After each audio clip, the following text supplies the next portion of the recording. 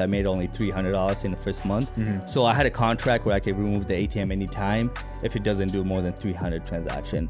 Moved it to a barbershop, which it did really well because it was a really good barbershop, and I made $850 the first month on it. Okay. But another cool thing I could tell you about the ATM business, made over $600,000 just by selling a course on that. So wow. So in what time span? I'm sorry. In what time span? I would say within 2 years. Damn. Yeah, dude. And like, all organic too.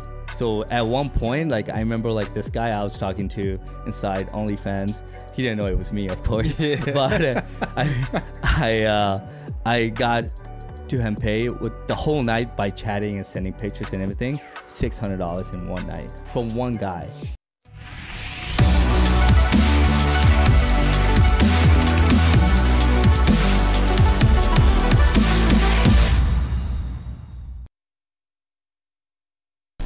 What's up, guys? This is episode 34. Welcome to New Money Talks podcast. Yeah, New Money Talks podcast. Let's go. So, man, I'm going to call you Mo Capital because I don't want to butcher your last name, but for those who are watching and listening, how do you pronounce your last name? Shakaoat.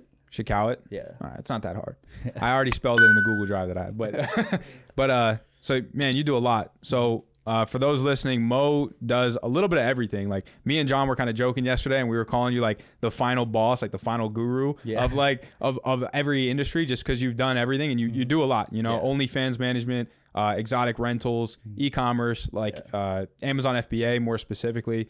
You know, a little bit of everything, right? And that just kind of scratches the surface of what you do and what you've tried. So I'd be doing you a disservice if I even tried to explain everything that what you currently do and what you've done and like what it took to get to where you are now.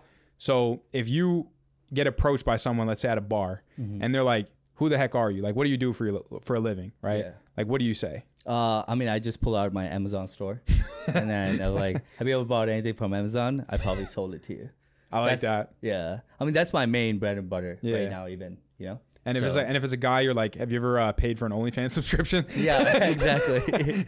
I was behind that. Yeah, because you know, what I like to do with people is like leave a mystery, right? You know, like when I talk to people, I don't really like flex. Like, you know, I have this car, I do exotic car rentals and things like that. I'm more educated really on e-com, so I can talk about that all day. Yeah. But that's what feeds all the other businesses is from my e-com money. Funnels to my other businesses. Yeah, it's funny because when we interview like successful people, they always kind of they downplay what it is that they do when they, you know, especially if they're meeting new people. Yeah. Because depending on how your first impression is with that person, they can perceive you differently or so you have to kind of proceed every conversation with caution. Yeah. So like if someone asks me what I'm doing, I'm like, you know, I do like digital marketing, you know, and you don't get too much into it. Like I'm reading 48 Laws of Power. It's probably like the 10th time on this episode that I mentioned this book because I think it's a really great book. But one of the things is like kind of holding back on what it is that you do or making what you're doing look effortless, even if you're putting in like 12, 14 hour days, so that it creates that sense of like godliness around you. You know? Because you do a lot of stuff and it does look effortless, but there's a lot that goes in behind the operations of things, a lot of team members, a lot of systems in place. You saw how many calls I did today. So talk to me, and like we're in an awesome office right now that you have. So talk to me about, you know, before you even got into this e-commerce space, talk to me about like what got you interested in it and like what were some of the stepping stones that got you to where you're at today. So just a little background, like, you know, I came from like a poor family in Bangladesh. My dad, he's from Dubai, so they got married and we moved to Dubai for like a couple of years and went back to Bangladesh and then moved back to the States because we had better opportunities. I mean, I always had an entrepreneurship mindset. Even in high school, I played soccer and I ran track, and then I also did cross country. So with my duffel bag, I used to sell like Kit Kats, like any kind of juice you can find. So I got the idea from my dad because he owns a bunch of Quick Stop 7-Elevens. And I saw how much he used to buy the candy from the whole box at Sam's Club. I was like, I could do this at school. So the margins were like 100%. So people used to know me, that kid that sell candy. So started making money. At one point, I got pulled out to the principal office. And they were like, you can't do this anymore because we have teachers doing it and they need to make money. I was like, okay, that's fine. Wait, they have teachers doing what? Basically sell candies and stuff like that. Teachers selling candy? Yeah. How? Because they wanted to make money to buy things for their classrooms and things like that. School trips and shit like that. I remember we had that, but usually they would make like the students do that within the class. Yeah. But no, dude, it's funny. I did the same thing. Like when I was in middle school, I started selling candy, and I would even sell candy to the teachers. Yeah. And like especially to like some of the cool teachers that like wouldn't snitch. Yeah. And then like one day, you know, me and my buddy got called to the principal's office. It was actually like me and John, and what we did is we had people working for us underneath us, and we paid them via free candy. It was the funniest thing. So they would be coming to us, like they'd be like, here's like $20 at the end of the day, and then we would just be like, all right, how much of the inventory did you eat today? Yeah. Like, dude, it's funny, but like that's how a lot of, you know, I feel like a lot of people start with like selling candy, then like flipping Have you ever flipped sneakers? Yeah, I did. Only Yeezys though. And then they get into like e-commerce and more advanced stuff. But anyways, like go back. So you were traveling around when you were younger because you know, your family wanted kind of a better life for you guys. Yeah. And then where did you end up settling to where you maybe started to find a little bit of stability? So West Palm Beach, Florida. I went to like 3 different high schools because we still moved around because of my dad's business. And when I started selling candies, that's what I did too. I wasn't allowed. So I was kind of like blacklisted from selling candies. And I hired my friends that had different classes than me. So at one point, I was making like $400 or $500 a month just by selling candies in high school. I mean, it was really great hustle. And then, you know, I used to like pay myself like to buy like the new PSP, like back then, Grand Theft Auto and all of that. But like my whole entrepreneurship mindset changed when I was working a job for like 10 years straight. You know, I worked for Apple, Zara, Abercrombie. My last job was Tesla. So within that job, I figured out I had to really do something with my life because I was 26. I had a fiance at the time. And I love to travel. So that was my excuse to make money. And I was like, I can't be a puppet anymore. I can't do this 9-to-5 slavery anymore. That's what it is now, right? Yeah. I hate waking up early. That's one of the things I hated because someone is really choosing your schedule, what time you have to be there, and you have to be there. So I didn't want that lifestyle anymore. So what I did, I fixed my credit. While I was doing that, this was back in when I was 26. I got another job. I was driving Uber with my Lexus. So I had like an Uber Black. And then in Miami, it was like really good because they tip you really well. And then I worked for my cousin's grocery store, and he used to pay me cash every time I worked. So I saved up a lot of money, like $20K. And one time I was still working a job at Tesla, doing those three jobs, going to full-time school. So I got my degree on criminal justice and psychology. Never used it, by the way. And then with that money, I was able to start an ATM business. I saw an ad on YouTube, how to start your own ATM business. Didn't buy the course, did more research, and then I actually got my ATMs within 30 days, my first ATM. Yeah. A lot of people, they find that sense of inspiration or that video that's like, get into dropshipping, and they don't fucking take action on it. Yeah. But you're just like, you saw it and you were like, man, I've been through all the 9-to-5 shit and I want something more. So like, I'm going to pounce on this. And what's the worst case scenario? I mean, like, you buy what, like a $2,000 ATM and like it flops? I bought it for $1,500. It was used, refurbished, had a warranty for a year. I was like, if I fail, I'm going to fail, right? Yeah. I took the risk and I applied for funding. So I applied for like 6 credit cards within 15 seconds on like different computers. I had my friends help me. And I remember it was $59,000. 0 interest rate, 12 to 15 months. Wow. That's how much I got. I was like, whoa, this is a lot of money. Yeah. And I bought the ATMs with the cash I already saved. And I was like, I need cash inside these ATMs. So what I did is I went to Apple Store, did MS, and got the cash out, and you know about MS, right? Yeah. And I got the point. I got the points too. And then what? You return it after? Or what? I returned it after. Yeah. Damn. And then that's how I got started, and then I was able to fill up the ATMs every week. In the beginning, I used to fill it every 2 weeks because I didn't have enough cash. Damn. So how the business model works, I'll talk about a little bit so you have an idea. So any of the ATMs you use at a bar, strip clubs, or on a street side, right? They're called out-of-network ATMs. So you have a Chase account, you take out $60, right? I charge you a $5 fee. The next business day, I get the $60 and the $5 fee. Okay. And I also get like about 20 to 30 cents from your bank, Chase, for using an out-of-network ATM. And if your cards get declined, if you transfer funds and see your balance, I still get pays a spiff, which is 15 to 30 cents. Every month it adds up to $100 to $200. Wait, so let me get this straight. Even if someone can't withdraw money because of like decline payment or whatever, their bank will still pay you a commission for the attempt? Exactly. Wow, I didn't know that. I provided a service to them. Damn. So like, for example, yesterday, I was trying to take out $100 from an ATM because we were fucking around gambling. We're in Vegas, right?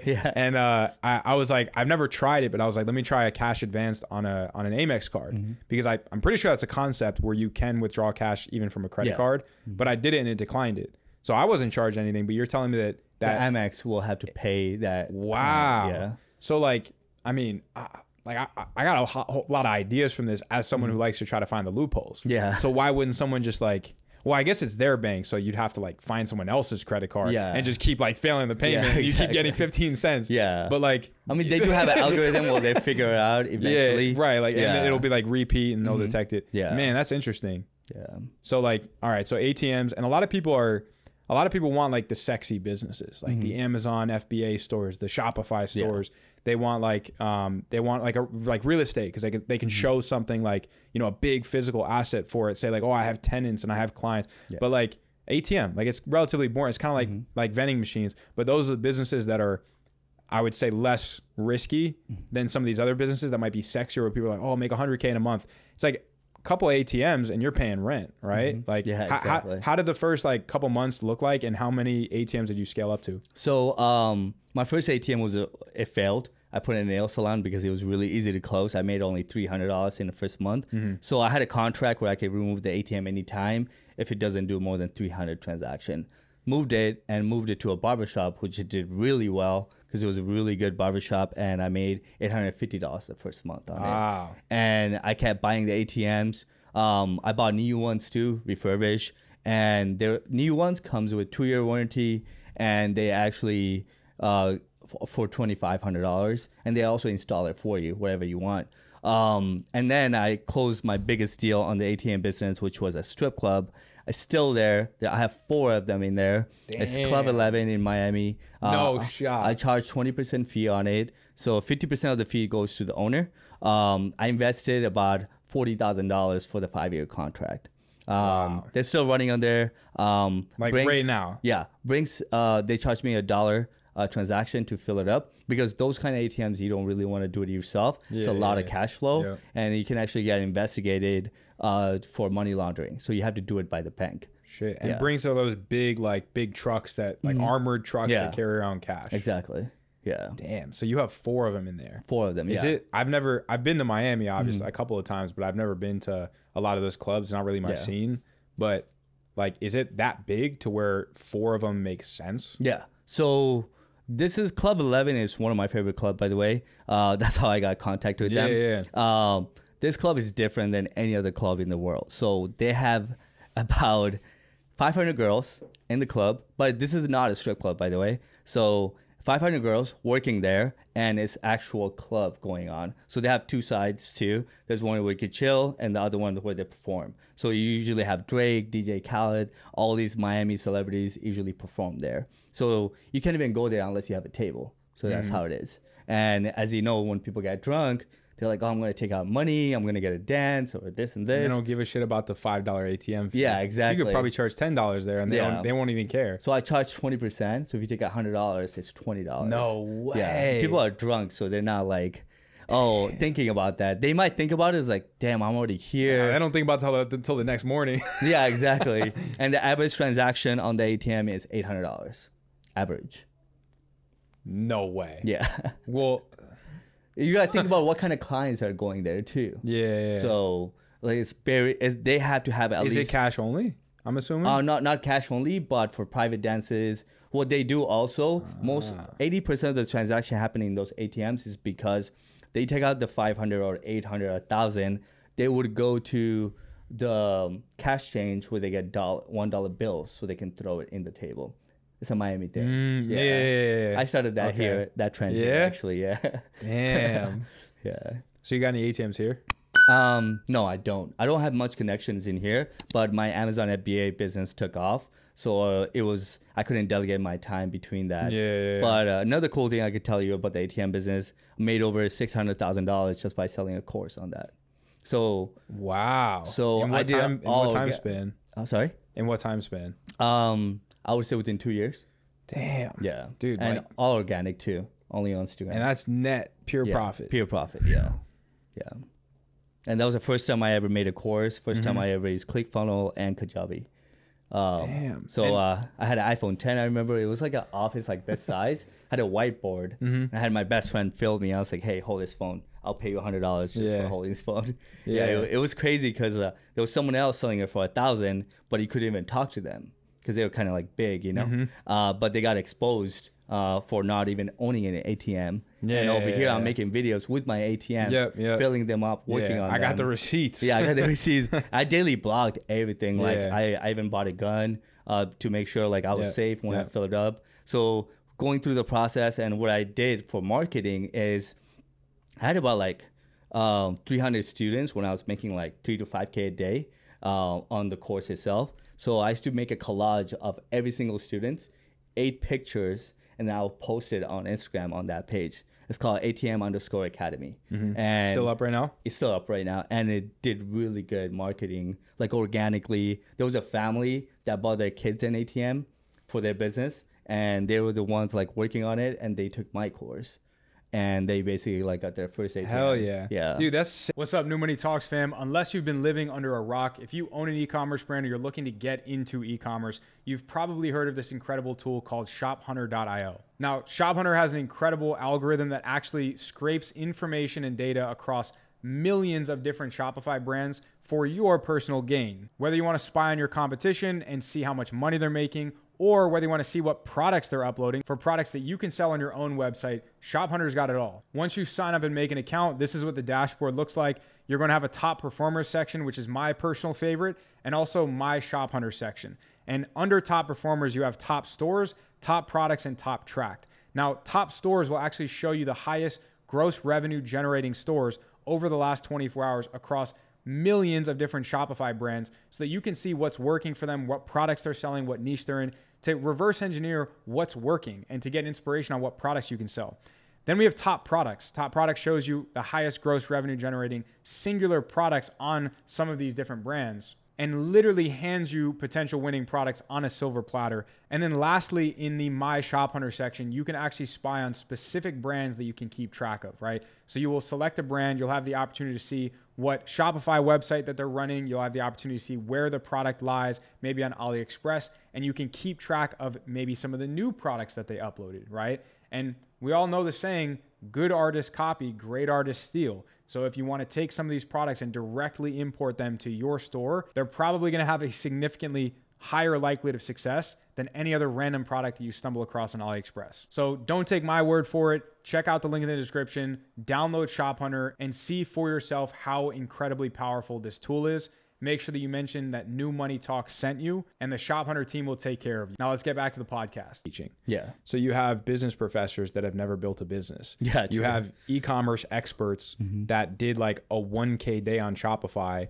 and all of a sudden they, you know, open up YouTube and they sell a course. Yeah. And it gives a bad rap around this education space, especially in the entrepreneurship industry. Yeah.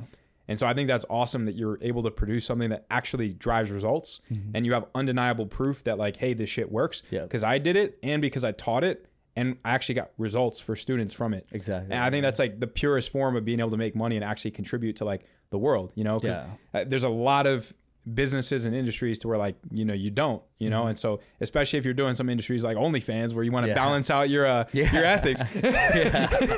So talk to me a little bit about that. Actually, before we even get into that, I want to talk to you about Abercrombie referral affiliates. Yeah. You did that? Or? No. I want to talk to you about how you did that. Oh, okay. Because I saw a little bit of the entrepreneurship spark out of you when you were working this job, and and then they say like, hey, we'll give you a little bit of money if you refer a friend to come work for us, and you got like 30 people to work with them. All from my high school. So they were giving out $500 per referral if they stayed over 90 days or 60 or 90 days. And I basically got all of my people from high school, and I was about to graduate. I was 18. I was like, let's work at Abercrombie. You'll get experience, because any job from my high school, that was the easiest job to get and the easiest interview I'll ever do, because there's, you could do sales, you could do like work in the back room, and that has so many positions, and they're always hiring around the Christmas time, because that's the season that's like blows up the sales for Abercrombie. I mean, any mall too. And I basically got my first person, and I was like, I could repeatedly do. I asked my manager, I could do this. They're like, yeah, just refer much as people as possible. So that's what I did, and I think I got over like 30 people. Yeah. Damn. Yeah. So that's. And you got most of those 30 people to stay 90 days. Oh yeah, definitely. So it's like 10, 15 racks. Like, yeah, they had to, because that was their first job, and they were making okay money. But for them, it was good money because they never made money before working. Yeah. So was that like, I mean, it wasn't really your first taste in entrepreneurship, but like that was your first taste in entrepreneurship that you made like over 5 figures net from kind of, and while you were still working, So a lot of people who are listening right now, they got a 9 to 5, and they're like, the entrepreneurship lifestyle is very sexy until that person who's working the 9 to 5 realizes how unstable, how volatile, how difficult it is, how like mentally like of a roller coaster it is to actually do business. And then when they get into it and they experience it, a lot of them are like, damn, this is not as glamorous as it's made out to be. Right. But like, for those who are listening, don't be afraid to do both. I think that's a huge takeaway from a lot of people that we've talked to. It's like, first of all, try to work for people in an industry that you're really passionate about, and, and humble yourself, right? Like, swallow your pride, because sometimes working for that person for a year or two will allow you to build the business of your dreams. Number one, from the experience, and number two, from like the clout that you can build off of that person that you were working with.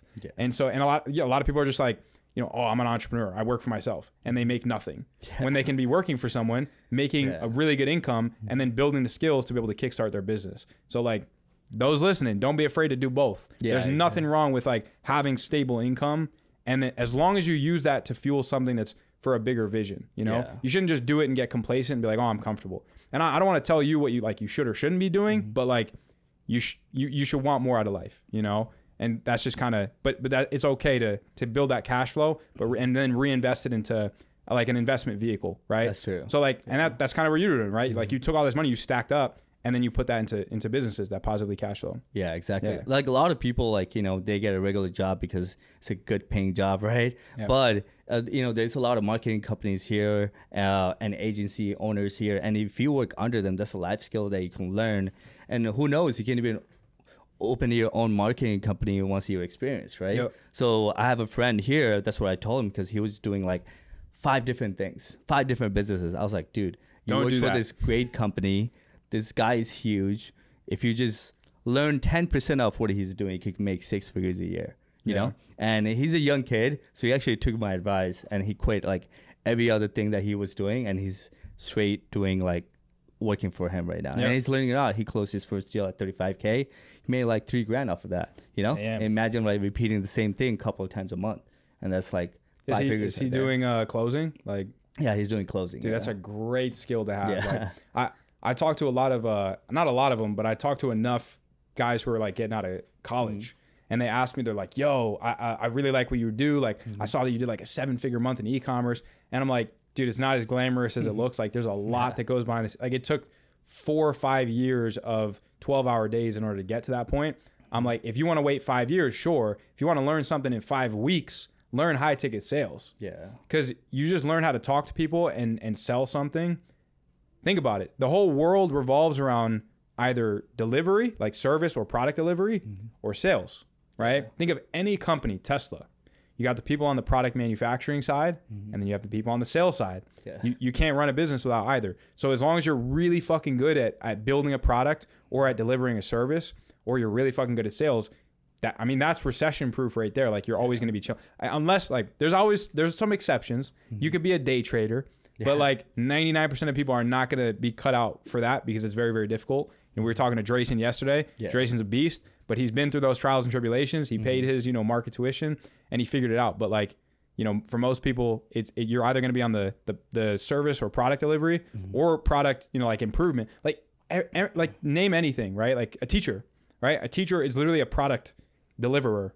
they're a service deliverer, right? That's true. Because school is literally a business model. People don't realize it, but it's a business model, especially like college, right? Yeah. Like you got the admissions office, they're part of sales. And then you got the teachers. So it's like, but that's one of the, probably the best skills that you can learn, because it's just talking to people, and it's learning how to like position offers better and how to be confident and how to price things. Like it's a great skill to learn for sure. It's definitely, I mean, especially at a young age, you get exposed to that. It can open your mind up about so many things. Like first, like when I worked at Tesla, I didn't really have to sell the car, because at a regular dealership, you would have to sell the car. Why is this car the best and things like that. But when you have a product like Tesla, you don't have to sell it. It just sells itself. Yeah. You know? And like one other job, like I wish I got when I was younger, is selling solar, because you can make fat checks So much. every deal. And then you're going to learn that a lot of people are going to say no. And if you stick through and go through with it, there's at least one person that's going to say yes from like 100 people, you know? And you just got it really good at closing, basically. Yeah. That's a really good lesson. Yeah. The word no, you got to think about it as next opportunity. Yeah. And what mistake did you make? Because why did they say no? They could have said yes to another person. That's where you got to learn your mistakes from, because if you don't take that, you repeat the same process again and again, everybody's going to say no. But if you pitch it differently, maybe like being relatable, or like something like I understood that working at Tesla, you have to be really relatable to the customer, and have a product that they need, not just want, but they need.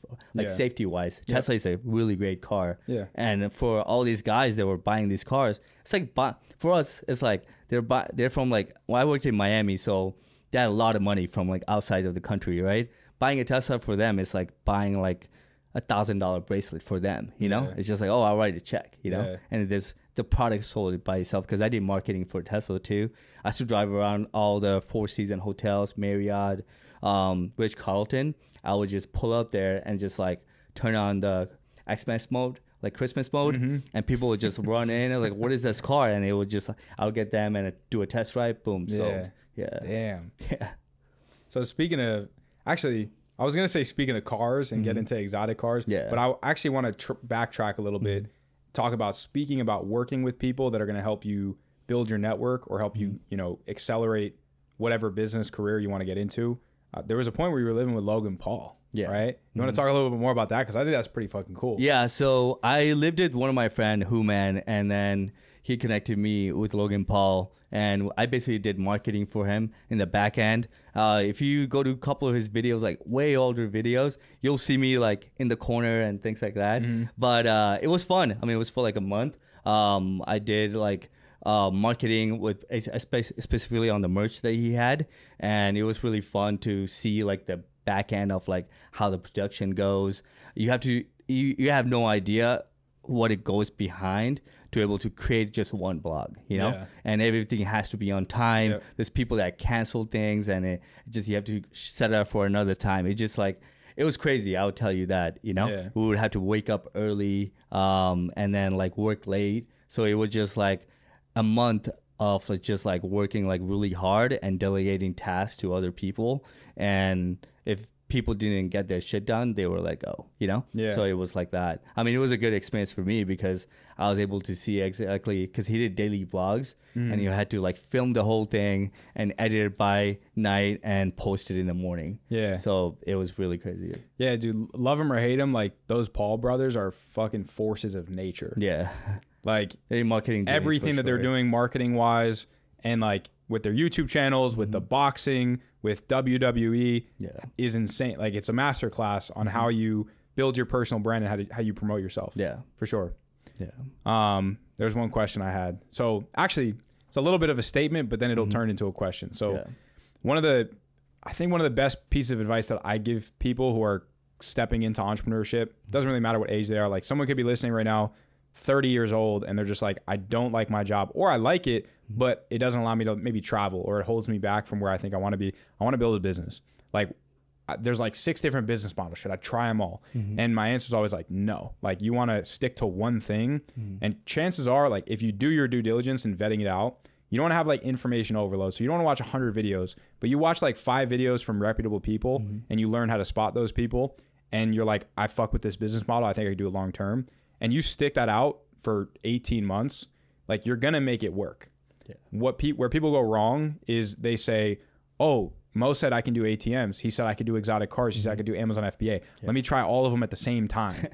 And then they fail at all of them. And then they say, this is a scam, you know, but because they have kind of like attention deficit disorder, right? Or they lack a focal point on one thing and sticking that out long-term, where chances are anything that you do, if you stick it out for 18 months straight and you pull 12-hour days, or if you have an 8-hour job and you pull 6 hours after that, like you're going to make it work. And if you don't, like there's probably a problem in the way that you're executing it or the way that you're getting information, or you just pivot a different business model. So my question to you is, well, number one, like, do you kind of agree with that? Because you're a serial entrepreneur, you do multiple things, but did it start with one thing and you dialed that in and then you said, let me branch off to this next thing? Yeah. So I actually made that mistake too. So before COVID, I did Airbnb, Amazon FBA. I tried multi-level marketing at the same time. I saw that. Yeah. You did that with two different things, kind of, right? Like, yeah. So, I mean, it just didn't work. I wasn't scaling. I was making okay money enough to pay my bills, not where like I could make like 6 figures a month, you know? So that's where after COVID, like I kind of like changed my mindset about that. Because let's say if you have a job, right? 9 to 5, sleep like 6-7 hours, right? You can work like 8 hours, 9 hours max. You have a lot more time, you know, on your hands. Yeah. And that's what I tell people. And with that time, you can actually like come home, do some research and get into a business. Don't do everything at once, like you said.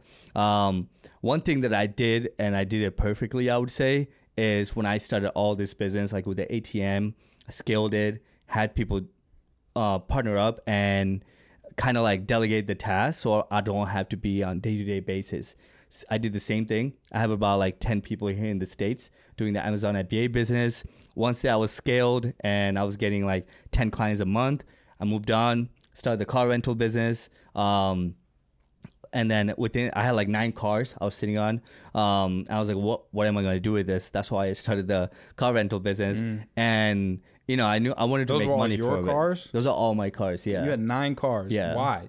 I don't know, dude. I mean, I love cars. So first car I bought was a Nissan GTR. That was my dream car. And then I bought a G-Wagon, BMW i8, the Lambo, McLaren, and some other cars I can't even remember right now. You were just like, I want the tax write-off. Like, yeah, exactly. So, and I was sitting on this car. I'm like, I live on the strip. I heard about Turo and I heard about rentals. And that's why I started, you know, the car rental business. And after that, I was kind of bored still. Like, you know, I had people taking care of my business. And I was like, all right, I mean, I see opportunity on Onlyfans Management. I saw someone else do it. I was like, people, you know, these models are lagging on. They could do a lot more numbers on this because these girls focused on the subscriber count. But in the messages, that's where you make the real money. Yeah. Because if you make 20K off the subs, you're supposed to make 100K total a month from the messages, you know? Yeah. Because all these subs, you need to convert them to basically messaging them, buy more content inside OnlyFans in the messaging system they have. But what I also did, you know, you can't have people just run your business like that, right? I become friends with people and I will give them a task and I will hire them on a salary. And if they do really good, stick it through. And I know they're the right person, I would just give them a percentage of the business. So that's how I kind of do all my things right now. Yeah. So like, man, that's with the cars. That's interesting. So one thing, that I was talking about with my friends is, and then we just discovered, which is crazy. I don't know if you did this, but well, first of all, you can obviously write off vehicles that are, you know, section 179, whatever. So I think you probably did that with the G-Wagon, maybe a couple other cars. Yeah. But like, so there's a way that you can actually finance those. So let's say you wanted $200,000 G-Wagon, you put 20K down, you can actually write off the entire value of the car. You can accelerate the depreciation in the first year. Did you know that? Yeah. Have you done that? Yeah, I've done that before. Dude, with all the cars. When I found that out, I was like, I'm about to buy a car. Yeah. Because like, think about it. If you make 200K, most people think, okay, I make 200 grand in a year, right? I'm going to go buy a $200,000 G-Wagon cash and I'm going to owe no taxes. But now you have nothing in the bank, right? Yeah. And first of all, that's not how it works, by the way. I'm not going to explain how taxes work, but like research write-offs, that's not how it works. You basically just get like a discount for whatever your tax bracket is off whatever you're buying, right? So if you're like, oh, I want to buy a $2,000 MacBook, you're not you're not basically getting a free MacBook because you're like, oh, I don't have to pay $2,000 in taxes. You're just offsetting $2,000 off your income. And so if you're in a 40% tax bracket, you're basically getting like a 40% discount on that $2,000 MacBook. Anyways, most people think I'm gonna buy a $200,000 car. Okay, now I'm gonna owe nothing, but you have nothing in the bank. As opposed to I'm gonna put $20,000 down on a $200,000 car, and I'm gonna accelerate the depreciation the first year. And so I don't owe any taxes, but I now own a $200,000 car. Yeah. Even though I only put $20K down. So I still got $180K in the bank, but I own a $200,000 car that I can maybe rent out and make a couple grand a month off of, positively cash flow, and I just offsetted my income and didn't have to pay any tax. But I still have 180 grand in the bank. I didn't just dump that into a car. I think that concept is crazy. Yeah. Did you do that with multiple cars? Yeah, I did. I did with the Tesla, and then I did with the depreciation on the cars too. I first learned about that in when I did the ATM business, because when you buy an ATM, it depreciates after a couple of years. So I wrote that off in my business. So that's like that's like a mini piece of real estate right there. That ATM, like exactly. Because you could do the same thing with like cost segregation in real estate. I don't know if you're big in real estate or looking to get into it, but like you can do the same thing where you accelerate the depreciation. The problem is same thing with the cars. Have you ever gone to sell a car and then you had to pay capital gains on the full value of the sale price? So, because if you accelerate the depreciation and you write off the full $200,000, then technically your car is like worth zero. So then when you go to sell it for, let's say, $200K, then you now have to pay the taxes on the $200K. If I'm not mistaken that. Yeah, I mean, my CPA told me about that. Yeah. And have you sold any cars like that, or are you just like, no, nah, I haven't sold. I'm not selling. Yeah, exactly. Yeah. I mean, if you're making money off of them, why would you sell them? Yeah, exactly. Yeah, right now, like I have so much gap in my taxes where I could take from the G-Wagon, for example, let's say it's 70K, I would take like half of it, write off the depreciation, and the next year I can also use it too. Damn, so you're milking that depreciation. Yeah, exactly. And you gotta do it right, you know? Dude, that's the thing that like the rich and the wealthy do that people don't understand. Or they'll point the finger and be like, oh, they're not paying their fair share. Like, no, of course, like, of course they are. Like, they spend a lot. Like, people like talk about Donald Trump and they're like, oh, he's a criminal, he should be behind bars. But like, the dude's paying more taxes. Whatever your political beliefs are, I'm not a very political person, but like, I try to look at things like black and white. Like I do try to look at things logically and not too like emotionally. Regardless of what the dude said, he said a lot of stupid things. Like, he's a very smart businessman, and he leverages tax laws that were set up to benefit the business owners. He's a business owner. He's gonna leverage the laws. Don't hate the player, hate the game. You know what I'm saying? And so a lot of people that just don't make a lot of money are like point the finger at those people because they think they're bad, but they're just doing the thing that makes the most sense for their business economically. Yeah, that's true. I mean, when I was younger, didn't really go into entrepreneurship. I was on the lefty side, you know. I loved Obama and I was rooting for him, you know. And when he won within 8 years, his thing was like change, right? Nothing changed. And then once I started making money and being educated, because I don't really read books, I watch a lot of content. So we lived in a society where like you're made to think that way, right? You're like, oh yeah, the rich people, like, you know, they do bad, like, you know, you're poor because they're the reason you're poor, right? And I always believe that, you know, and in my head I'm like, dude, I'm getting older, I need to make some money. I start learning about businesses, how everything works. And if you think about a lot of people who are poor, don't have a good mindset, they're on Facebook arguing with each other, politics. So I was really into politics back then, right? Arguing with people on Facebook, that was me. Then when I started seeing the other side, I was like, okay, let me do this math in my head. If I'm a business owner, I open a restaurant and I start making good money, right? If I pay low taxes, guess what's going to happen? I can open second location, more employees, more the economy is going to get better. So I don't know why these people are like, oh, the rich, tax the rich, like, they don't think about it like that. They don't think about it. These people are smarter than you. That's why they're rich, you know? You're not taking the risk of what these people took, you know? Like for you and me too. Like I could have, you know, applied for a job. Like I applied for the FBI maybe like 50 times, like after I graduated. Never even got an email. But at the same time, like I'm glad I never got hired or even interviewed, right?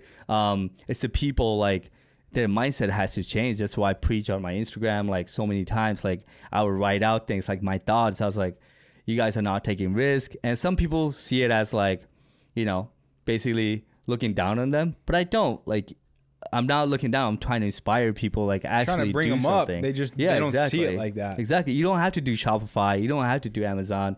You don't have to do exotic car rentals. There's so much other ways to make money in this world. It's crazy to me. You know, I want to get into like 10 different things, but I don't want to. You can't. But there's other people have so much time. Like there's, I used to have friends that used to smoke like weed all day. I'm like, what the fuck are you doing with your life? Like, get up and do something. And there's a reason why every one of your girlfriend left you. There's a reason why your parents hate you. There's a reason why, you know, you're poor, basically. I mean, I'm telling straight up to you guys because that's how people need to be heard, because they don't hear that. So, something like this, someone hears this podcast, but like click, you know, then it's going to change that mindset, right? You ever had someone talk and then you get goosebumps? That's what I'm getting right now. So that's what like people need to get. I don't know what it is. It's just the charge up, you know, in your body. And then like, I love that. Like when I hear people speak and my body has like a charge up, it's crazy. What is up, New Money Talks fam? Just want to talk today about today's sponsor, Surge Battery Metals Inc., stock ticker NILIF. This is crazy. Tesla co-founder startup gets $2 billion from the US to boost EV battery production. Let's just talk about this one actually. Surge Battery Metals Inc. What it is, it's an exploration stage company engaged in the acquisition, exploration, and development of mineral properties in North America focused on lithium and nickel. The company owns 100% interest in its flagship property, the Nevada North Lithium Project, made up of 243 mineral claims.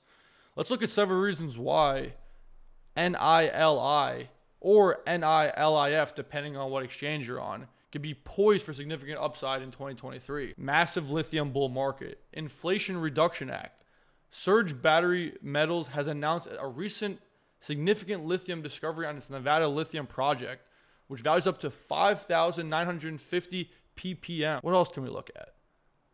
EVs represent a $7 trillion global market opportunity between today and 2030, and $46 trillion between now and 2050. Wow. As you can see, there's a spotlight on lithium. New bull run expected in the energy storage metal, as you can see by this graph. Now, to be clear, this is not financial advice, and we always recommend to do your own due diligence and research. But if you're looking for a company that is at the forefront of the EV battery production movement, look at Surge Battery Metals Inc., stock ticker NILIF, as they have had groundbreaking discoveries in the lithium market. You go to like an entrepreneur event or like you watch a motivational video when you're about to go to the gym, it's like, most people, they take that, they get that charge, and they don't act on it. They don't do anything. Exactly. Get your ass to the gym. Start work on those business plans, because you have to take that energy and then actually act on it and execute. Most people are they're okay in the motivation department. They're like, well, I'm motivated, but they don't have the discipline to actually go and execute it. True. And that's the problem with why people can't build. And then you have the poor people, you know, complaining about the rich people and how they're not paying enough taxes and they're not doing this and that. And then guess what? Those are the same people buying Teslas. Those are the same people who have Microsoft Word. Those are the same people who, you know, those are the same people who like buy off Amazon, right? Yeah. Jeff Bezos, Elon Musk, Bill Gates. Like, you're complaining about the same people that you are putting money into their pockets, and you're telling me they're not giving you an even value exchange for what they've built. You're telling me you can do your job without Excel. You're telling me you can drive comfortably and smoothly without putting your hands on the wheel, without driving your Tesla. Like, et cetera, you know, or like you can get 1 day shipping off of Amazon without being a customer, but you're complaining about the rich. You know what I mean? I can use a perfect example for that. So there's a guy, I forgot his name, but he's the owner of Christian Dior, Louis Vuitton, and all these other companies, sub companies, Gucci, everything, right? He slightly became the more rich than Elon Musk, because when broke people got the stimulus check for $1,200, guess what they did with it? They bought Louis Vuitton, Gucci, and all of that. Yeah, they put money in his pockets, and for like I think a month he was the richest person above Elon Musk, because people are buying shit they didn't need. You know, they could have invested that into a course that will put them for their lifetime if it worked for them, you know. But they don't think about that. They rather buy stupid bullshit that's not gonna bring any value in their life. Yeah. So talk to me a little bit about how the heck you got into OnlyFans management, because I feel like a lot of people, especially entrepreneurs who have built something successful, they've all had the temptation to get into the business model, but some of them are like, whether it aligns with their ethics or whether they don't have the confidence or the experience to actually be able to grow a girl's social following and build. And it's not even just about their social following. It's also what you guys do on the back end for like retention, right? Yeah. And so when you look at it from a business perspective and you put ethics to the side, like talk to me about what the idea was getting into it. Yeah. You know, I'll be brutally honest about this because, like, you know, I don't really talk about it. It's haram. Yeah, it is haram. But, you know, what's it called? So when I first moved to Vegas, like during quarantine, you know, started doing Amazon FBA, and then that was really successful. And I just wanted to do something fun, I would say. So I used to go out from like Thursday all the way up to Sunday like night when I first moved to Vegas, partying. Like I probably spent like over 120K in tables and bottles here in Vegas. So what I did is that, you know, I used to fly girls out from like Texas, New York, Miami, and all these girls had OnlyFans, and they were like talking to me about like making all this money. And then one of the girls was like, "Oh yeah, I have a manager." I was like, "Oh, you do?" I was like, "How does that work?" It was like, they manage everything, my socials, my OnlyFans, my brand deals. I was like, that's really cool. And I kind of like tapped into like doing more research on it. Back then, like there was no research on it. I went to Reddit. I found some subreddit that like talked about like, exactly what you need to do. The next day I created LLC. And I told that girl I'll take less percentage from you and sign her over to me. You poached her. Yeah, poached her. Yeah, exactly. And then I already knew like other people that were doing OnlyFans, and they weren't developed as much as this girl. So I saw how her account was, how was it doing. I offered her like 70-30. The other company was taking 50-50. So it was perfect. And I was kind of bored. I didn't know what to do. So I hired like a couple of employees who were working out of my apartment here in Vegas. And we just started like messaging, and we had a game. I was on a laptop. Two of my other employees were on a laptop. We were basically every night we'll meet up and we'll see how much money we could make from each account. So we'll have a competition. So at one point, like I remember like this guy I was talking to inside OnlyFans, he didn't know it was me, of course. But I got to him pay with the whole night by chatting and sending pictures and everything, $600 in one night from one guy. Jeez. And mind you, she had over 300 subs, right? So that's how I got started. Right now I have about 18 models. So I'm working with like other companies. I'm kind of like taking them on and getting a percentage too, because some of these companies, they start the business, they don't really know what they're doing, you know? And they try to scale a girl, they're not doing it right, because it's always changing. Like back then, the meme marketing, collabing with the girls worked, but right now that's not working. What's working right now is like Twitter growth. Yeah. Yeah. Interesting. So, yeah. And Reddit is not working either. Mm-hmm. Yeah. So do you ever feel guilty that you're putting these OnlyFans girls on a pedestal and preying on some of the guys that might have like pornography addictions, like things like this? Do you ever kind of in the back of your mind, you're like, I don't know if I'm doing something that's good, or you just kind of like, listen, business is business. Like this is just a service exchange. If I don't do this, someone else is just going to do it and just make money off it. So at least I can do it and maybe do it as ethically as possible. Like, what are your thoughts on that? So I was always a rebellious kid when I grew up. My parents tried to get me an arranged marriage. So that's why I dipped. That's why I don't live in Dubai anymore. But I always am a risky person, right? And I feel like the friend that I helped, the first girl that I ever managed, she was at Starbucks and she was making not that much. But first month I managed her, I took the account to $33,000. And it changed her life, and she quit the next month. So I see it that way, instead of like these guys, like they don't have to pay any money, but if they're paying $100, $200, they might as well be paying you. They have money, right? So I don't really feel bad. But when it comes to like, you know, I would get comments like, "Oh, you're online pimp." I'm not a pimp. I'm not telling this girl to sleep with guys and things like that. It's a completely different things. And I feel like I am changing lives, because some of these girls they don't know how to manage only their own. Yeah. And I come in, do the marketing. It changed their whole life. And I had this one girl that I'm managing from like Mexico, and she just like, you know, trying to get her visa. She just bought a visa for her and her family.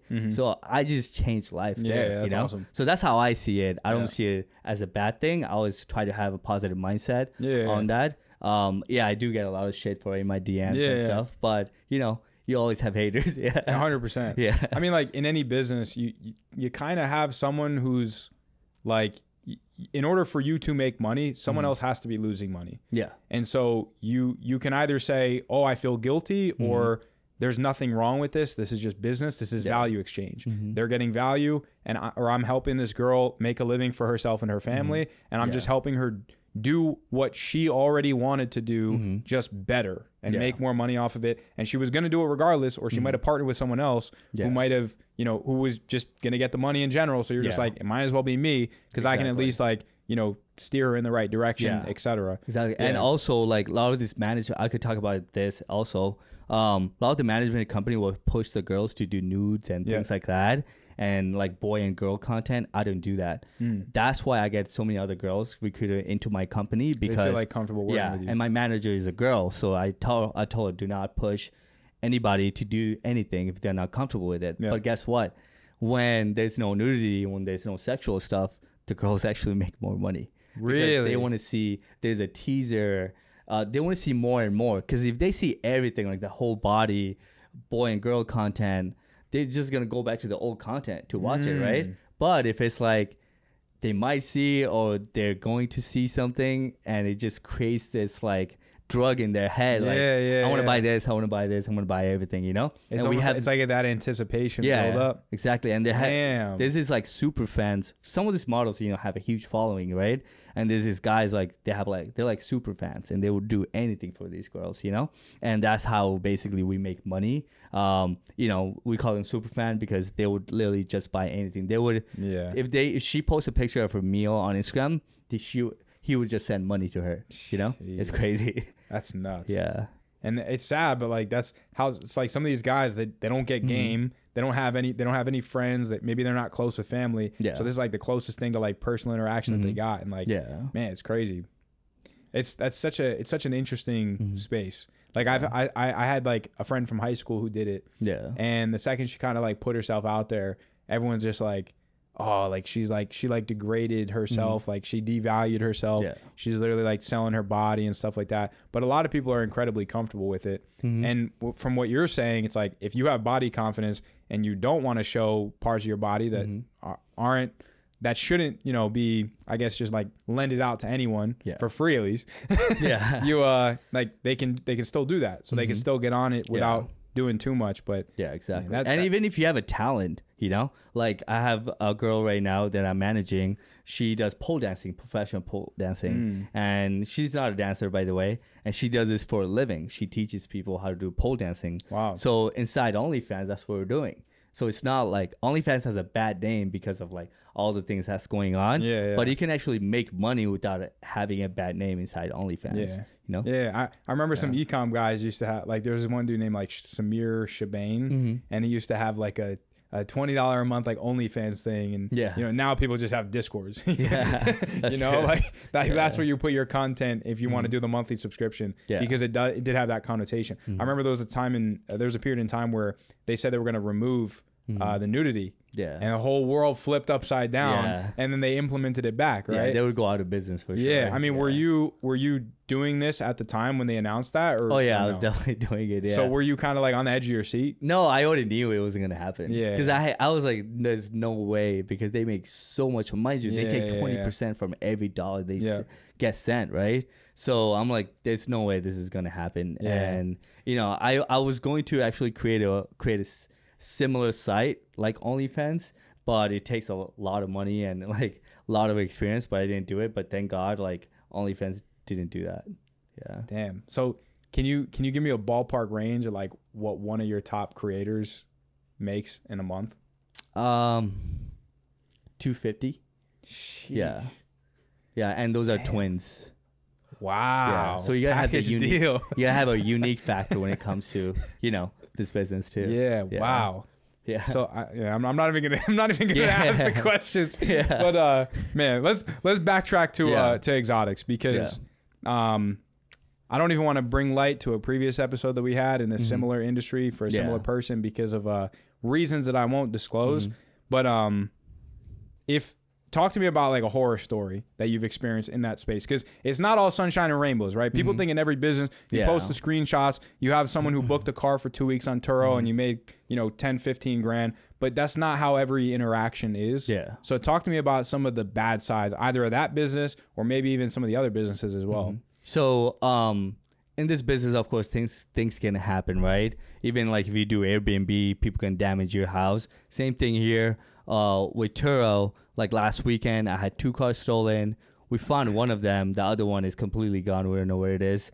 And the other one was on a high-speed chase. We're on the phone tracking with our AirTag because they took the other 2 trackers that we had. So we put wireless tracker. We put also a wire tracker and an Apple AirTag. So we found the other car because, they got, arrested and everything. And the other car that got wrecked, my Corvette that I drove like 3 hours from here to get. It was a C7, red interior with white, carbon fiber seats and everything, fully loaded 3LT. And I went to the tow yard thinking that, they towed it because like the guy got arrested. That's what they told me. And I went to go to the tow yard, couldn't find the car. They're like, oh, let's go to the crash site. I'm like, the crash site? And I was like, okay, damn, this is not good. And the car was already there, so they took me to the car, and then the car was completely wrecked. It hit a light pole and a fire hydrant. The guy got arrested for racing. It's basically in Vegas, Speedway. They do racing over there, but they also have open roads on the side, and that's what they were racing, so that's why he got arrested. Damn. Yeah. Shit. So thank God for all those 3 cars. Turo is going to pay because it was a time during the rental. So have you ever considered adding like kill switches where you can like remotely stop a car if you think that someone has gone out and tried stealing it? Or do you think they'd be able to just figure out how to like remove the kill? Because I think for the stolen car, they can figure it out because the car we had specifically are called Scat Packs. So they're the next step down from Hellcats. And those cars are being targeted. So we're in the process now actually removing those from our fleets. We're not getting any of those cars anymore. Yeah. Damn.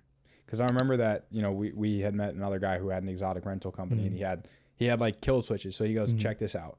And from his phone, he like started up, and then usually you could do the remote start. I don't know if you could do the remote stop, but he stopped it, or he showed some of the other cars in like another lot that he could literally just like click a button and like kill it. Yeah. So even if they had the keys, even if they were able to get in, whatever, it was just totally locked down. If someone was driving and you hit the kill switch, like the gas wouldn't work. It would slowly come to a stop until they couldn't do anything, even if like they're on the highway or something like that.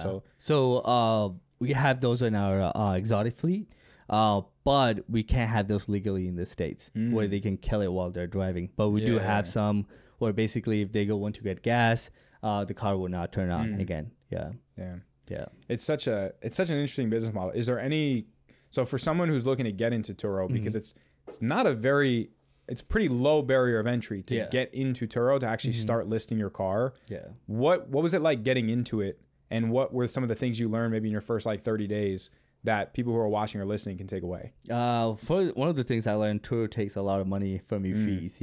That's the first thing I learned. And also when I bought these cars, I bought the cars that I actually wanted. So you want to get cars that actually performs really well. You can actually check that on Turo. You could go to like a Ford Mustang convertible and see how many days that are booked out, out of 30 days. You could actually do that on the guest side of things. With another thing, expect you can't be emotionally attached to these cars. Of course, they're going to get damaged. And then third is always the customer service has to be phenomenal, because like you got to work on your ratings. You got to get to all-star host. That's when you get a lot of more booking. Your car get pushed out to more customers. And then, cleaning the car like really good, because you're providing a service like any other car rental place, and then, we make money also on delivery. I mean, airport is right there. That's a quick $100 for us. And it actually covers my employees' pay, which is really good. Someone who is willing to start this, I would say you can also do OPC. So let's say someone who is like really young, they don't have any money or credit, you can actually start an account with other people's car. So it's OPC, that's what I call it. So if someone has an extra car or they don't use, like for example, I have so many cars here. I have customers that, you know, that doesn't need the car for their winter time. So they would send it out here and make money because it's sitting in their garage. And then you can manage for other people that are trying to sell the car. They're like, hey, let me put it on for a month, see if it makes you monthly payment, you know, and the rest I'll keep as a profit. So that works like really well. I know someone here in Vegas, he doesn't do exotic, but he has over 100 cars doing this with other people's car, and he's making 30% on each car. Dude, and they're probably like the Toyotas and like the Hondas. Oh yeah, just reliable. everything, dude. Like he has like anything from Escalade to SUVs. That's how we kind of change our business model too, because I didn't want to have all sports cars because tires go on it like, you know, pretty fast. That's why we changed, so we diversified. We have like third row SUV Teslas, we have Corvettes, we have like, you know, GMC Arcadia. So everything you need, we have it, you know, from exotic cars too. So did you make any money in the first 30 days on Turo? Yeah, I did. How much? So first month I think I made like 6K. Yeah. Revenue or a profit? 6K net on one car. The part I didn't tell you is that when I bought those like 9 cars, 7 of them were paid off cash. So that's why everything that came was profit, and only thing I paid was insurance. Damn. Yeah. 6K. How many cars were you renting in the first month? Like 7 cars. Wow. Yeah. So for someone with one car, like what can they realistically expect to make? Just like, so for example, I'll give you an example. Let's say they get a Ford Mustang convertible, right? They put it on the market. They get about 60 to 80 on the high end, on the summer maybe 100. So their payment, let's say with insurance, it's like $700. If they can get it rented out for 15 days, that's about like $800 profit. Damn. Yeah. 15 days is like normal. Yeah. So every weekend the car should definitely go out. Yeah, for sure. Yeah. Are there any cars or models of cars that you wouldn't recommend someone try putting on Turo because maybe there's a high volume of them already out there? I would say Maseratis. I was gonna get a Maserati Ghibli, and they have so many issues. Even the new ones, like you buy off the lot, they have like a lot of issues, and also Range Rovers. Model 3, I would say, because every person who has a Model 3, they don't do Turo, but what they do is they put it on Turo to make their monthly payment because they think they're gonna make money on it, and it's flooded right now with Model 3s. Yeah. So they're like, oh, I'm just gonna rent this out for like 3 days, and it's gonna make my monthly payment. Or something. Exactly. But but they don't actually like go through with both, or because there's so much like competition for it, or perceived competition. Yeah.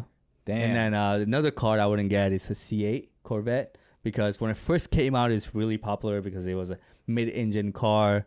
People called it a supercar too. But now everybody has it, so you don't really want to get one. I used to get $600 a day for that car when it first came out. Really? Now I'm down to $150 a day, so I wouldn't get that car.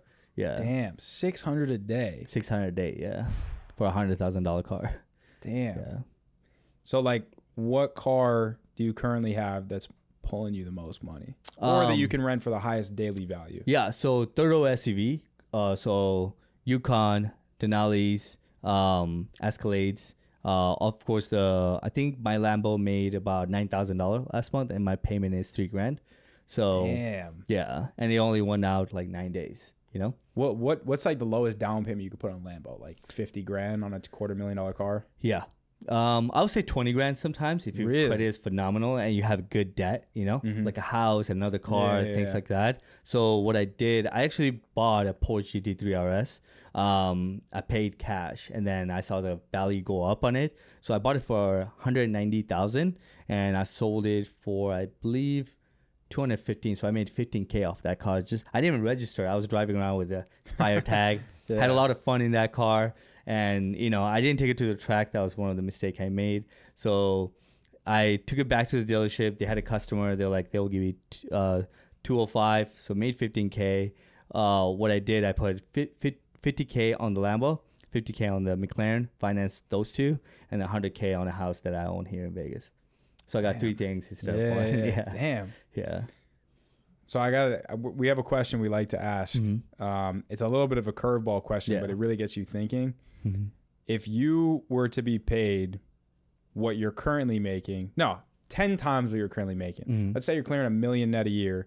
If you were to be paid $10 million net a year, but you were forced to be confined to a 9 to 5, what would that job be? You had to. No other option. What would that job be? What would that job be? I got it.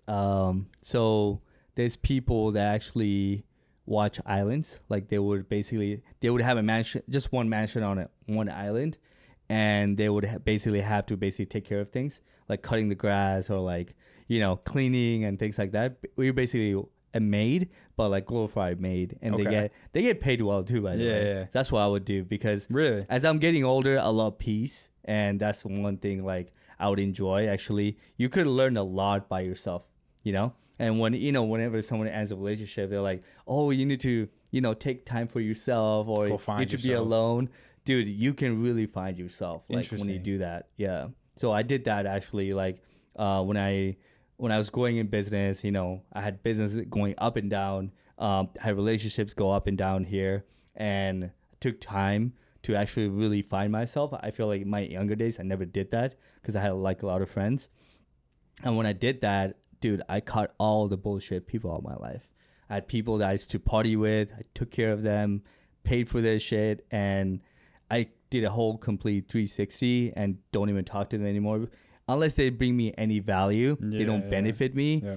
All my friends right now either has a podcast, has a business, or they're doing something with their life, Yeah. And I really don't want to have friends that are like kind of like leeching off of me, No, so, that's so important. Yeah. Like most people don't realize, but you know the saying, everyone said it a million times, you've heard it a million times, you're the average of the 5 people you spend the most time with. Exactly. So if your parents are broke and you spend time with mom and dad, your brother's in college and he's broke, your sister's broke, and you're the 5th person, what do you think you're going to break that cycle, or you're going to have the highest likelihood and chance of breaking that cycle? No. If your friends are going out to bars every weekend, they're not really building. There's nothing wrong with going out to bars, but if that's exclusively what they're doing, and they're not at least building on the weekdays, and they're not really building anything meaningful, and they're not aligned with what you're trying to do, like, you can't expect that much is going to come out of those relationships.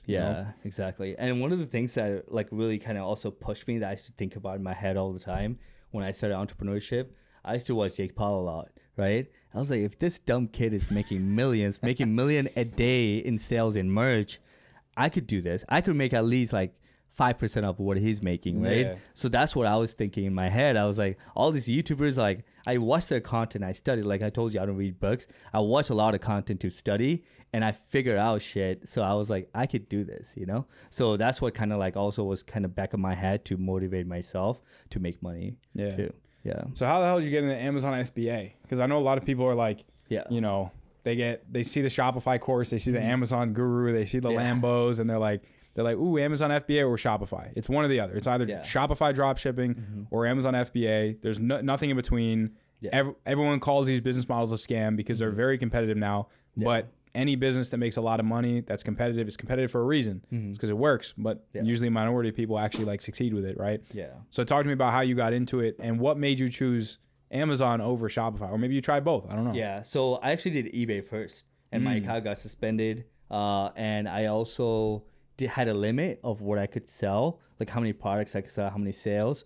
And I moved to Amazon because I had a friend who was also doing Amazon dropshipping. So I started as Amazon dropshipping first, and then changed to FBA. So I saw like how much you can make from just like finding a product on Walmart and dropshipping it on Amazon. That's not allowed anymore, but people did it, and that's what I did back in the day from 2017 to 2019. I remember like doing it because like I used to like work for a dealership, and I wasn't making much money. If you work for a dealership at a car dealership, if you didn't sell any car, you didn't make any money that day. Yeah. So there's no commission for not selling any cars, right? So I started doing part of the research on one side, and then I was doing crypto trading like on one side. And then with crypto, I had like a few $100s in there. So I actually like stopped doing it, and I went full on like Amazon dropshipping. Like I had different suppliers. And then I remember making $9K on Christmas on 2017 profit. So before that, just to backtrack, So that was 3 months before I got started. And it was working well for me. Found a VA, really good VA, who was basically managing all the orders, messages, and things like that. I was just doing straight product research, adding products into my store. And you were always getting inventory, or you were drop shipping them? I was drop shipping them. So from 2017 to 2019, I was doing completely drop shipping. And now mostly FBA? Yeah, and FBA and wholesale. The reason I changed my model is because they keep suspending store for drop shipping. Yeah. And this is advice you guys can take. If someone is pitching you a course or any kind of automation on Amazon and they're saying they're drop shipping, please don't trust that person. Yeah. You're going to get your account suspended. You're going to waste money for no reason. Anything with the word Amazon or drop shipping and the word automation attached to it, stay far away from it. Yeah, exactly. Like even people that pitch like, you know, exotic car automation where they teach you how to build an exotic fleet of cars. It's like, well, anything that's kind of automation, if they even have the time or the energy to do that, or they're not making enough with the thing itself to be able to provide that, then it's tough to justify it. Yeah. But it does make sense though. If you create really good systems and you have a team around it, then I can see how you can justify it, because it's like, hey, I've done this for myself and I have this team that is capped to the amount of like Amazon accounts that I have, let's say. Exactly. And so like I'm gonna arbitrage this by injecting this team into a business for someone else and partnering on it with them. Yeah. But like, I feel like you can always get more LLCs or you can just have friends that partner with you or family members. Yeah. If you really wanted to scale up to like 10 or 15 Amazon stores.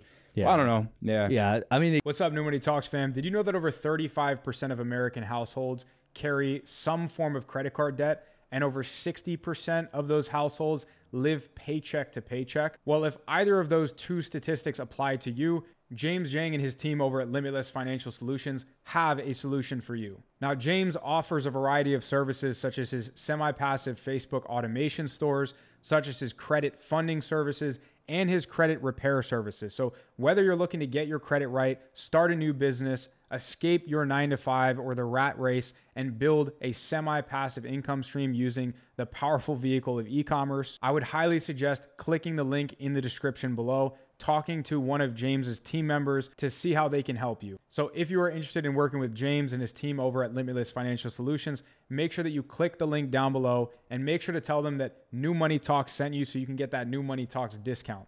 Now let's get back to the podcast. It gives a bad name too in the automation game, because some people would just get clients and they'll just give it to their VAs, you know? They don't have a team in the States. They don't have an office. They don't have a warehouse. They're just doing it to make the upfront money. Quick money. Yeah, quick money, basically. You know, I've seen people go like from in that space to make money and just go dead broke. Like I had business partners before in that space, and they actually kicked me out.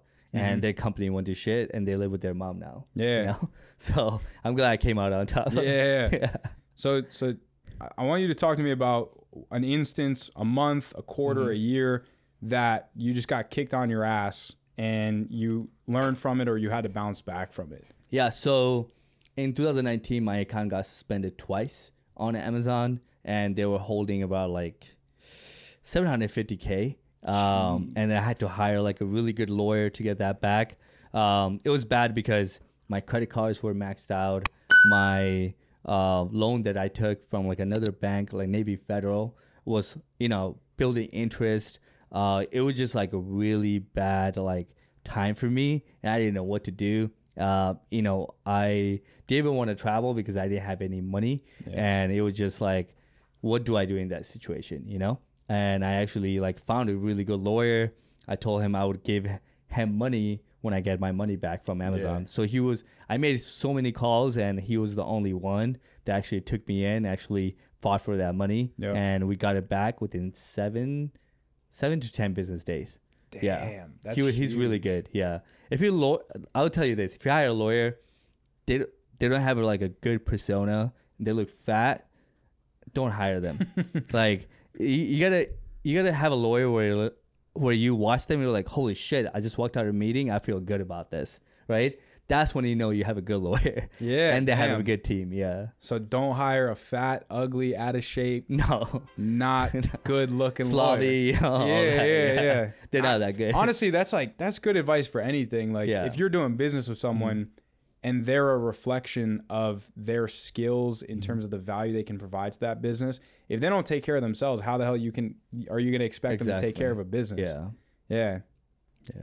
And the same thing with business partners too. You know, if you do have business partners, you know they're in a relationship and they're cheating on their girl. If they're a cheater, you don't want to have a relationship, business relationship with them because that can affect you and your business for sure. Yeah, if they're gonna cheat on their girl, they're gonna cheat on you too. Yeah, exactly. They're gonna take your email list. They're gonna take your customers, and they're gonna go jump ship. So I had a question for you. What is bigger, marketing or sale? That's a good question. So in your industry, well, I mean they coexist with each other. Like marketing and sales is like it's like the same thing. Yeah. Do you mean more like maybe product / service delivery or sales? So you said it right. This is a trick question actually. Okay. There's no right or wrong. Yeah. They go hand to hand. If you don't have good salespeople, you won't close any deals. If you don't have good marketing, you won't do any sales. Yeah. So I guess my question to you is because marketing and sales, I would say, is like almost one department. It goes hand in hand. But then you have like the service delivery, right? Yeah. So especially in the marketing agency space, a lot of people will, they'll either be really good at service delivery, but they can't get any clients to deliver that service. They have a couple that they crush it for, but they just can't get more clients. Or they're really good at sales, but they're not really good at service delivery, right? Out of those two things, because you've also been on the service side of things, you still currently are to this day. Which one of those do you think is more important, the service delivery or the sales? So I feel like service delivery. So you mentioned a business, like they have few clients and they can't really grow. This is what I would do in that business because I did this for one of my friends. I would bring in new people way smarter in that business. And the older employees, they're going to be like, holy shit. What if they can't afford those employees because they can't get enough clients? They have to find a way. If they have good clients already making money, not to take any profit and invest that money into finding more salespeople or like marketing, and you can hire people on like based on commission, right? So if they don't close any deal, they don't get paid. But I would say always kind of like bring in new people to the business so everybody else is on top. So this shit. So I would say that having experienced this industry for a year and a half, 2 years, I would say that the service delivery is very important. You need to provide a good service because if you provide a really good service, then your clients will tell their friends and then maybe you'll get referral business from there. But I think the progression in which you need to build a company is you have to have the sales process established in a bulletproof fashion first and prioritize that over the product or the service. And I'll explain why. Because if you build the most amazing product or service in the world, but nobody knows about it, or you can't close anyone on it, or you can't get them to trust you that you're good at what you're doing, whether it's teaching them or providing them a service, then it doesn't matter how amazing that product or service is in the world, you're not going to get any sales. Whereas if you're the best salesman in the world and you have a shit product, you'll at least be able to keep the lights on and pay the bills. That's right. And then you'll be able to use that money and that customer feedback to reinvest in improving the product and the service itself. That's true. Right? So because, we're experiencing a sales bottleneck right now because there's so many agencies, there's so many brands, but 99% of brands suck. They have like no money. So if we're trying to work with brands that make $50K a month or more, and most of the brands that are over $50K a month are either stubborn and they want to hire in-house, or they're already working with another agency, or they're working with they want to work with an agency that's cheaper, for example, then we can be the best service providers in the world.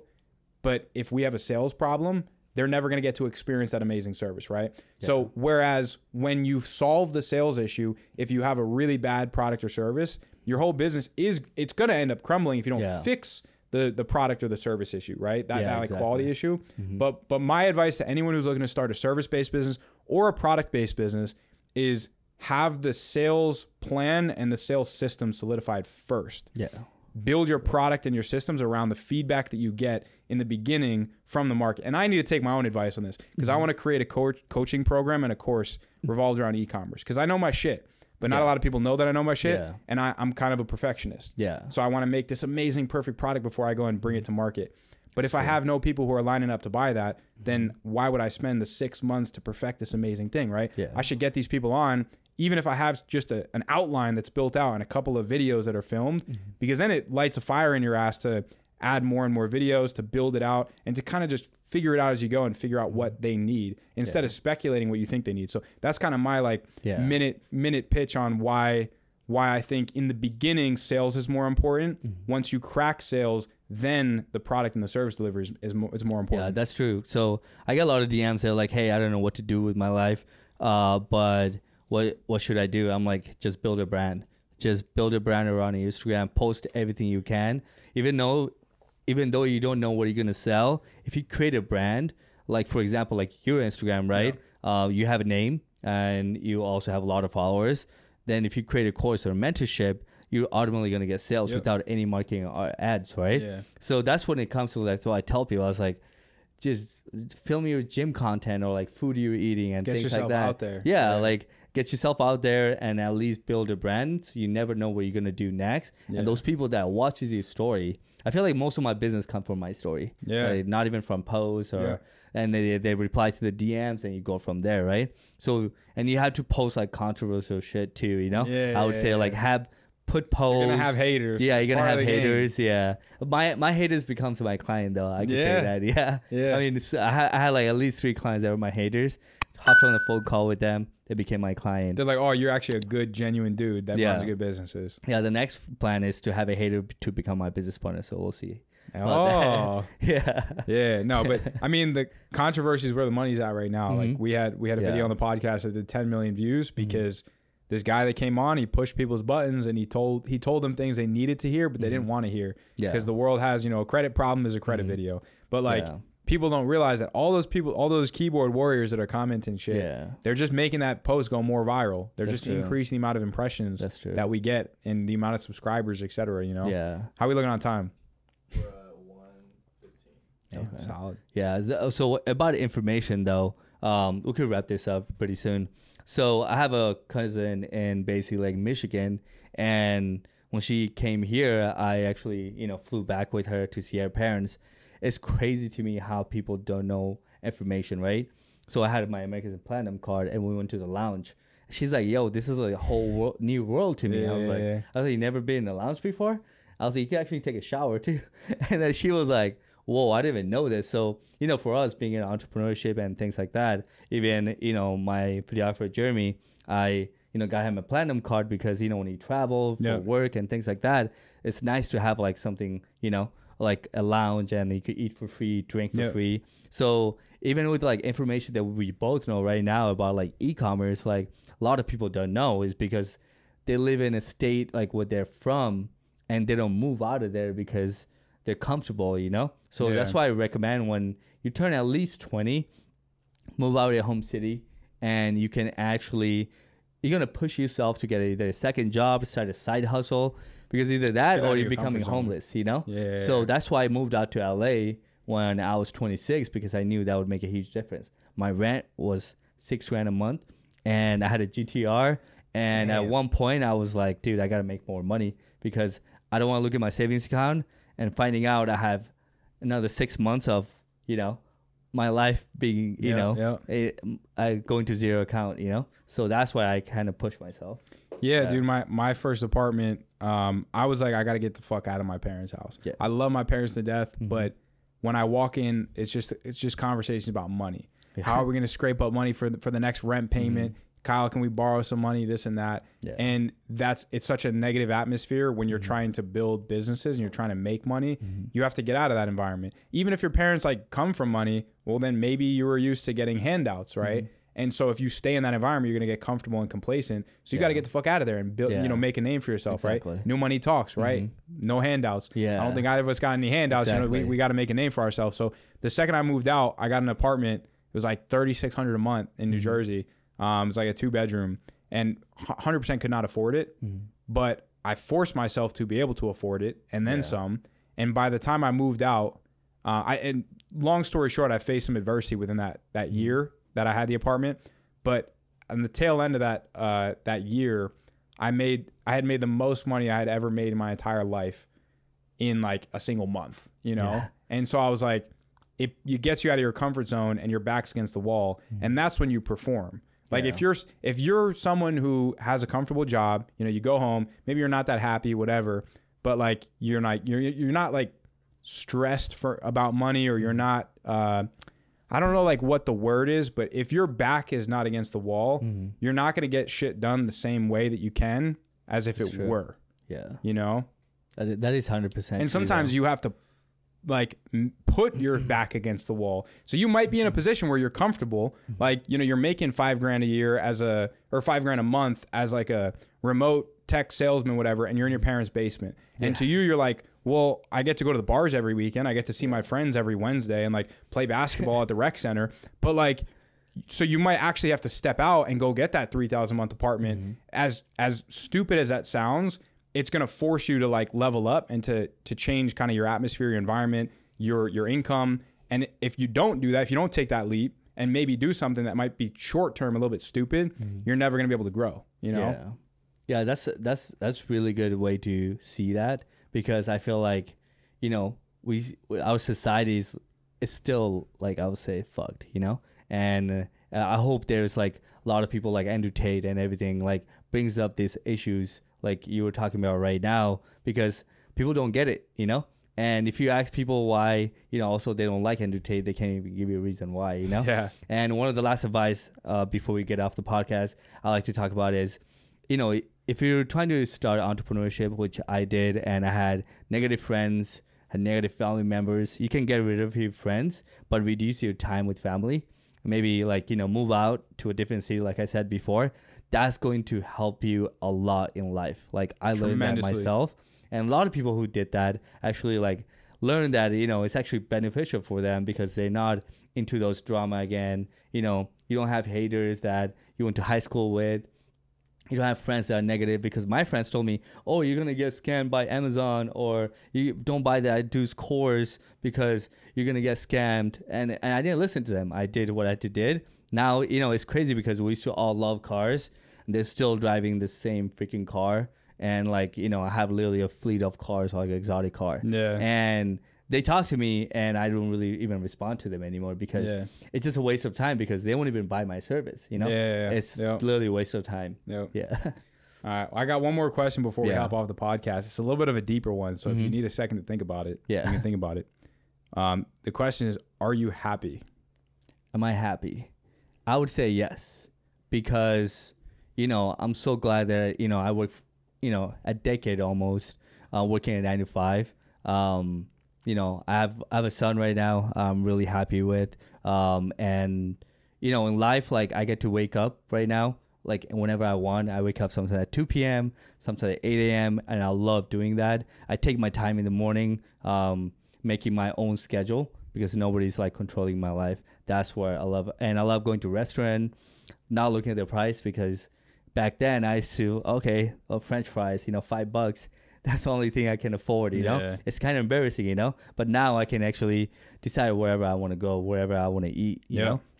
Having that, you know, as entrepreneurs, yes, we do get stressed out about things, but there's a lot of people in their life that are like doing really worse, because they don't even know when their next rent is coming from, how they're going to pay all their bills, right? So I'd rather be stressful in a business than struggling in life. It's good, you know? Stress versus bad stress. Exactly. Yeah, like you get to do what you want, wherever you want, whenever you want. Exactly. And like if you have those three things, like if you have time, location, financial freedom, like you should be happy, you know? Yeah. And if you're not, then you probably lack one of those three things. Exactly. And you know, you could have friends while you're an entrepreneur, and if you like, oh, let's take a trip to Mexico, they can't, because they got a 9 to 5. Yeah. And you have to go by yourself, you know? Yeah. So that's the biggest difference I love between like having that freedom. Like I feel like, you know, people who retire like at 65, you know, working the same job for like years, and now they get to take their vacation, but they're 65. Are they really enjoying life? Yeah. Or they're about to be, you know, old and like they can't even walk, you know? Yeah. So that's a big difference. Yeah.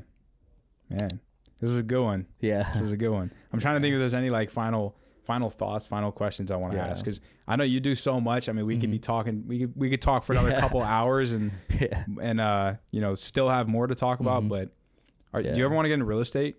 Real estate? Yeah, I actually I bought a house here. Oh, yeah? I did Airbnb, but I need a license now. I put a deposit on property in Tulum. I am also buying two apartments, duplex in Colombia. That's sick. So I'm actually investing outside the state right now because I put $120K down for the house here. With that, I could have bought two apartments that can cash flow me, furnished already in Colombia, you know? Yeah. And my plan is to do that because I want to have places all over the world. I could just travel and block out the dates. And then, you know, I have my pass to fly for free. So I would just be doing that. So my goal, my whole life is just to travel and make money. Yeah. Yeah. So you got all these businesses, you got multiple properties, you're working on creating more. Yeah. You must have an insanely badass team going on behind the scenes to try to juggle all this stuff. How did you go about building that? And like, what does your team look like just kind of from a bird's eye view to allow you to be able to run all these things? Because you're not doing it all by yourself. No, you can't. Like one person can't do all these things. A lot of people behind the camera think that they can. They're like, oh, Elon Musk, he must work, 17 hours a day. Yeah. But which like he does, but he has like hundreds of thousands of employees. Yeah. So at a smaller scale, talk to me about like what your setup looks like. So basically, I became friends with a lot of people when I moved to Vegas. Vegas is this really small community. Everybody knows each other. Every time I go to a club, I know like 5 tables, So based on that, I made some friends here, and some friends, I let go because, they were quality people, right? Because once you're in this level, like in our level, you want to have quality people around you, right? You want to go into a room where people are bigger than you. So I host networking events here, and that's how I met a lot of people. And I actually became friends with them, and I saw that they were working a 9 to 5, and kind of like test them out, like, hey, do you want to work for me part-time and see how it is? And if they have that, that juice in them, they really want to make it happen. That's how I got my business partner, Jonathan, who does the e-com stuff for me. He's basically the best closer I have too.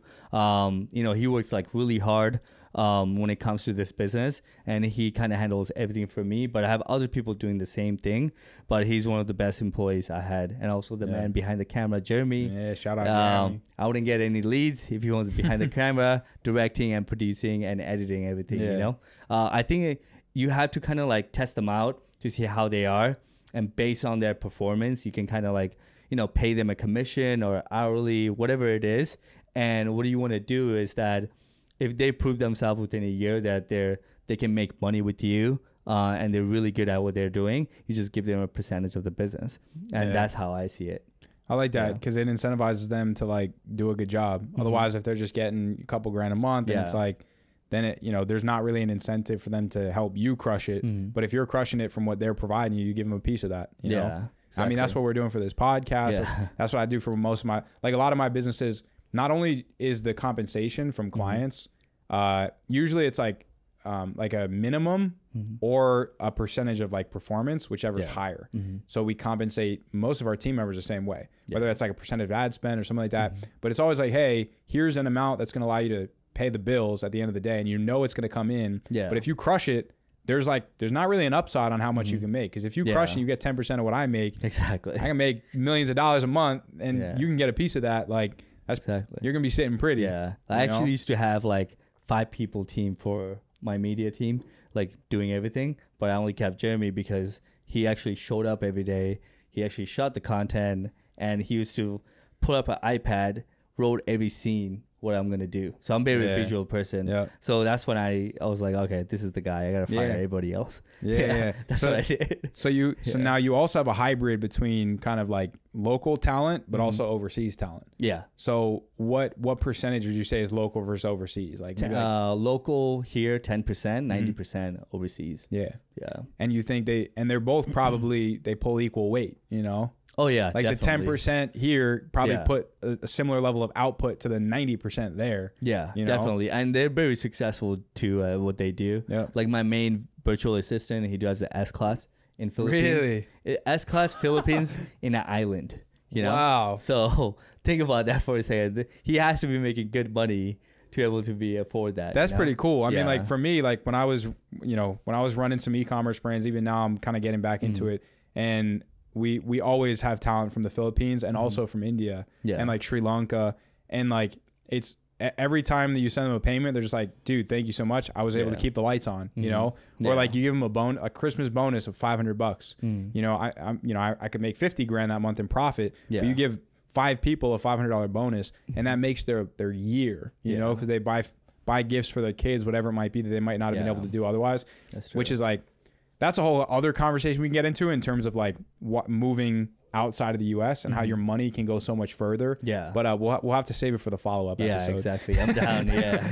They definitely work hard for their money, especially the money they're getting. You know, I had one client, they're like, oh, like, you know, you're taking jobs from the US. I'm like, the US employees suck. They're lazy. You know? So that's all I can say. US people are so lazy. Like even like I was talking to my dad about this the other day, like self-admittedly, he was like, I don't have that grind and hustle that I see a lot of like your team and a lot of you young guys too. A lot of you guys haven't, but a lot of like, he's like, I'm like, I have team members that will work 12, 13 hours a day and not question that like they're being overworked or they're working too hard or they have that like work ethic. You the second you step foot in the United States, you have this sense of entitlement where it's like, oh, like I need to be driving an amazing car, have this big house, and I'm entitled to that. If I don't have that, then it's someone else's fault. They point the finger. That's true. Guys overseas, they're or girls, they're working 12, 14-hour days. They're not complaining. If they have food on the table, they have a roof over their head, they have a point of transportation, even if it's their feet to get from point A to point B, they're like relatively happy, relatively okay. But true. Here, everyone feels so entitled, and like they're people talking about, oh, let's cut the 5-day work week down to 4 days. That's crazy. It's like, it's like, I work every weekend. Like we work 7 days a week. Exactly. There's no way around that. But it's also because we enjoy what we do. Like if you don't enjoy what you do, I don't blame you for wanting to work 4 days a week. But like if you're doing that and you drive a nice car that you're showing off to your friends that you don't really like that much, that you only have because of the validation you get from your friends, maybe you should make a change about your spending. And like shit like that. But exactly. Man, we could talk about this shit for days, but we'll wrap it up here. But thank you so much for hopping on. Of course, man. Appreciate it. For those of you who are listening and watching, make sure you like, comment, subscribe, share this with a friend. We didn't really even get that much into credit, but we did a little bit. But whether they're into credit, whether they're into real estate, whether they're into exotic car rentals, whether they want to get an ATM business, the list goes on Amazon FBA, Onlyfans agency. If you want to do any of that stuff, get into it. Hit this man up. Watch this video. Send it to a friend who's sitting on their ass right now. I'll show you receipts. Send this to a friend who's watching Andrew Tate videos all day and not doing anything with it, right? And they'll get some value. They'll get some benefit out of it. Exactly. So, appreciate it, and we'll see you in the next one.